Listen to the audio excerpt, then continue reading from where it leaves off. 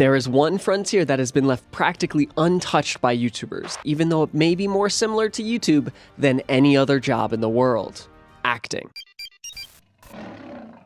From the early days of YouTube, the most successful channels were, for the most part, people acting. Guys like Smosh doing their little skits, and Jenna Marbles using funny voices in her stories, to Lily Singh acting like her parents, and Fred literally creating a character that was the basis of his entire channel. In fact, Fred was actually the beginning of YouTubers entering the mainstream for their acting, but he was practically also the end. Fred, or Lucas, was able to transition his YouTube persona to the big screen, but it more or less flopped. The first film, Fred the Movie, had a budget of $4 million and only made $1.3 million in the box office. But since 2013, you really haven't heard anything from Lucas outside of him starting a new channel doing different things on YouTube. What seemed like a high potential blossoming acting career in the beginning did not pan out at all. And that set the tone for YouTube actors in the future. Jen McAllister, Jake Paul, Lily Singh, can't forget about KSI's Late in America movie. Today, these actors all have a significantly difficult time finding acting work, with the exception for a lot of them being when they are put in small roles to take advantage of their internet fame and get the film some publicity. Not a single one of these YouTubers were able to create a substantial, lasting career in film or TV, and whether they wanted to or not, I can't say, but the fact remains,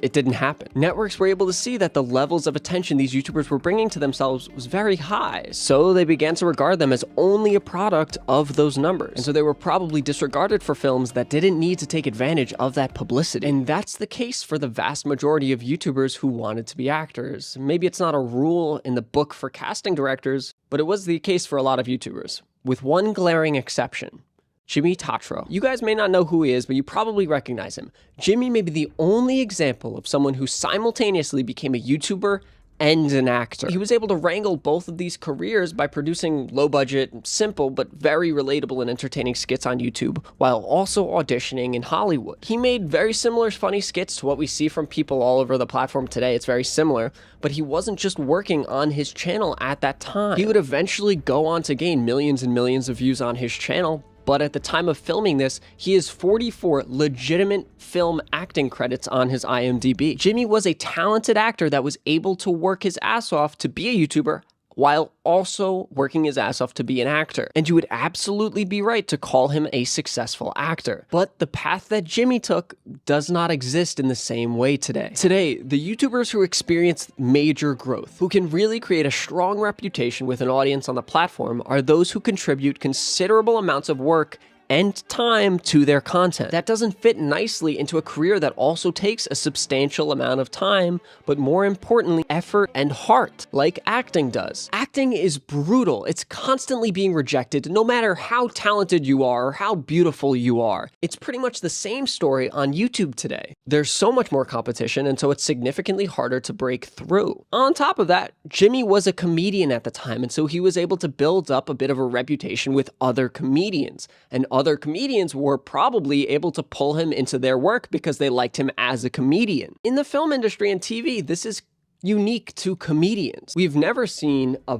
pure actor pull out a YouTuber from a YouTube video because they thought they were good. The same way Justin Bieber found Carly Rae Jepsen on YouTube and pulled her out of that and made her famous, or helped her become famous because he liked her work on YouTube. That doesn't happen for YouTube actors or actors on YouTube. Despite YouTubers becoming some of the most famous creatives in almost every space on the planet, they just can't break this reputation that they have in the film industry. Hollywood is still incredibly cliquey and old school, where nepotism and power reigns supreme. This tradition keeps out significant changes unless some public outcry significantly changes their minds. In Hollywood, YouTubers are just not treated the same way that non-internet famous people are. So this may help them a little bit for some reasons, like being in movies for the publicity, like Mr. Beast was in the Teenage Mutant Ninja Turtles movie, but it doesn't help them be in artistic films that don't really care about the publicity, that are just going to film festivals. Maybe that's what they want, but it's hard to break into because a lot of them are just kind of treated or thought of like Logan Paul, or they have been for a very long time. However, this trend doesn't run true for every part of the film and TV industry, only for acting. Editors, directors, writers that started with small cinematic short films on YouTube